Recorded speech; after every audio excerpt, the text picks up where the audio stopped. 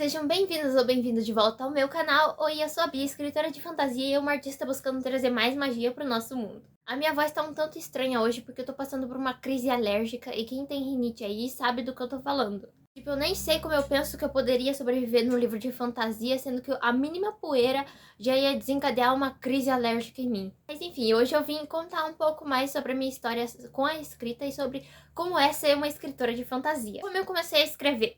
Eu gosto de escrever, eu gosto de criar desde que eu me entendo por gente. Quando eu era pequenininha, eu escrevia poesias e letras de músicas. Mas eu sempre sofri de um mal chamado perfeccionismo.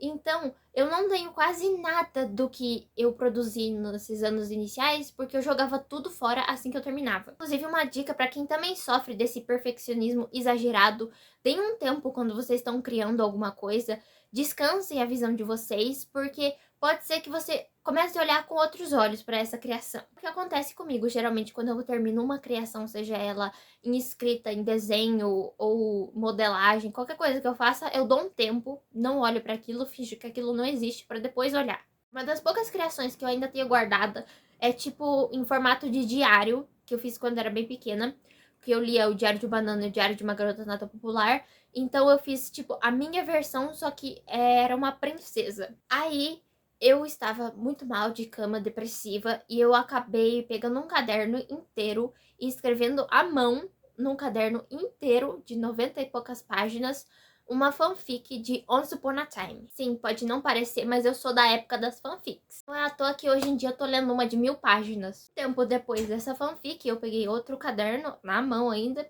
e comecei a estruturar uma ideia para uma trilogia. Você pode me perguntar: Bianca, você começou escrevendo uma trilogia? E eu digo, sim. Se não me engano, foi em 2018 eu escrevi essa trilogia e desde então eu não parei mais de escrever livro. O gênero que eu mais escrevo, claro, é fantasia. Eu me identifico aqui como escritora de fantasia para vocês, mas eu já escrevi romance, esses que vocês nunca vão ver. E também tem umas apostas em ficção científica e distopia, que esse sim eu quero que vocês conheçam futuramente. E ainda tenho muitas ideias a serem realizadas. Eu tenho um caderninho que fica do lado da minha cama, que eu sempre anoto qualquer ideia que vem, mesmo que ela seja bem ruim, que eu possa usar ela no futuro ou talvez nunca usar.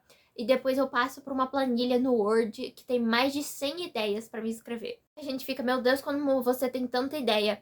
Eu acho que dois fatores. Um é que criatividade, quanto mais você exercita, quanto mais você usa a sua criatividade, mais ela vai crescendo e mais você vai sabendo usar a sua criatividade. E segundo é que eu uso minha criatividade desde que eu era muito pequena. Eu sempre fui a criança que estava lá no mundo da lua pensando em coisas impossíveis. E hoje eu torno essas coisas impossíveis possíveis através dos meus livros. Eu sempre começo colocando as minhas ideias num caderninho desse, que é dos mais baratinhos. Se você tem um caderninho assim mais baratinho, você fica sem medo de botar todas as suas ideias. E quanto mais ideias você coloca, mais você vai vendo quais são as melhores para sua história. Então, nesse caderninho vai de tudo, desde os nomes de personagens, sobrenomes, criação de mundo, criação de cenas, mapas. Faço geralmente um outline num caderno com todos os capítulos que eu vou escrever e mais ou menos o título do capítulo que remete ao que precisa acontecer. Vou dar um exemplo, tipo, eu coloco lá, capítulo 1,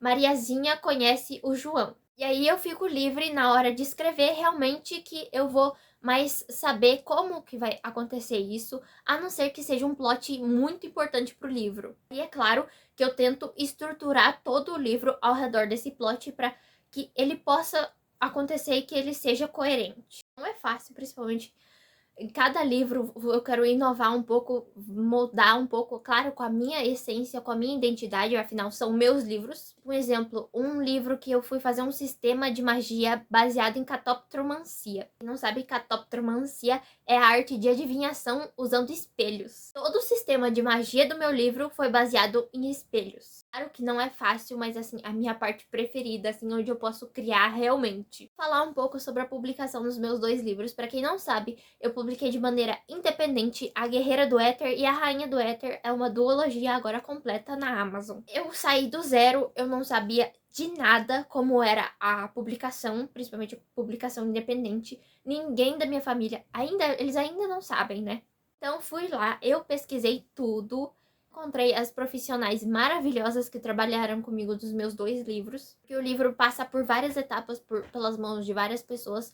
Claro que não tanto quanto se ele estivesse numa editora tradicional. Sim, ele passa por revisão pela mão da revisora, pela mão das leitoras betas, que são as pessoas que leem antes de você mostrar para o público para ver se o livro tá bom, se o livro tem furos. Tem diagramação, que o livro vai ficar com cara de livro mesmo, tem a capista. Claro que além de toda a logística que você tem que fazer da forma prática, tem a questão de você publicar um livro, você está publicando um trabalho seu que você dedicou horas, meses, anos da sua vida. Pra mim, até hoje, a parte de divulgação do livro, a parte de redes sociais, que é uma das partes que mais tem que estar ativa por quando você é uma autora independente, principalmente, e ainda é a parte mais difícil, mesmo tendo lançado 2 livros. Isso me leva a outro tópico, que é a relação autor e leitor. Acho que nem preciso dizer que a gente ama quando os leitores vêm falar com a gente. Eu mesma já tive vergonha, timidez de falar com algumas autoras que eu admiro muito, mas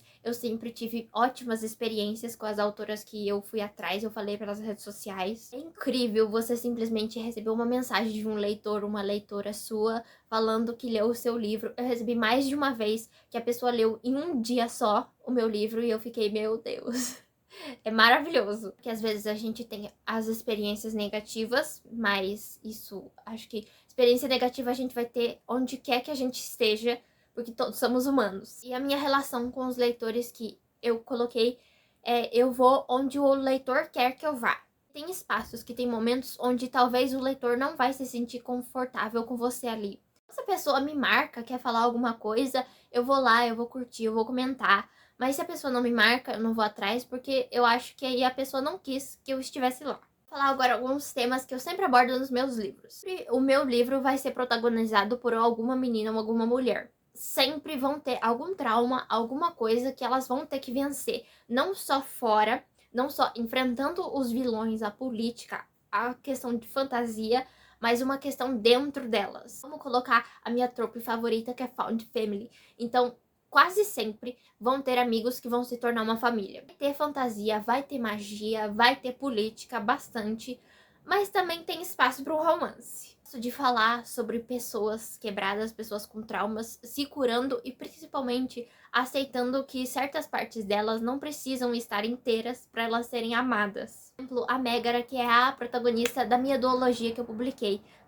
No primeiro livro tem toda a questão, além de ela enfrentar os 5 reis, além de ela enfrentar toda a luta para a liberdade do povo dela, ela tem que enfrentar o seu próprio interior na busca de sentir, na busca de ver que a vulnerabilidade não é uma fraqueza. O segundo livro vai ainda mais profundo nisso. A gente vai ainda mais nos questionamentos interiores dela, sobre ela se colocar num lugar onde não querem que ela esteja. 2 livros é muito uma luta com o que as pessoas acham que ela é ou que ela deve ser e quem ela realmente quer ser. Tópico que eu queria falar, que muita gente tem dúvida, é se eu já me inspirei em alguém para fazer algum personagem. E a resposta pode surpreender vocês, mas não do jeito que vocês pensam. Às vezes acontece de você pegar um trejeito, alguma coisa peculiar assim e acabar colocando num personagem, mesmo sem você perceber. Eu busco não me inspirar em pessoas reais, assim, nossa, eu vou colocar essa pessoa e transformar num personagem.